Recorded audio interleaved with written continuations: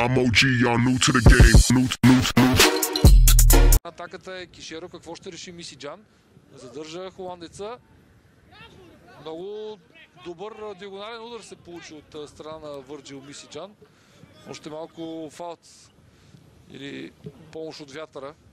И щяхме да...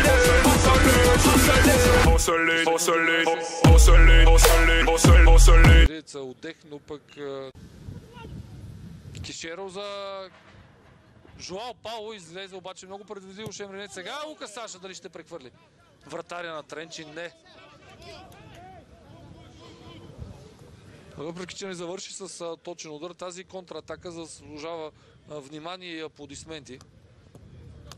Дали ще падне гол? Сесиньо за Кишеда. Много добре се измъкна Кишеда. В наказателното поле рикошет. Жоао Пауло. Удар от въздуха и гол.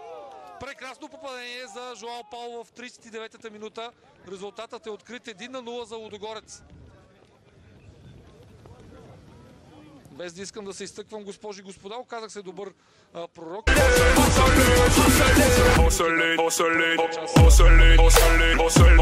Великолепна работа от страна на Кишеда.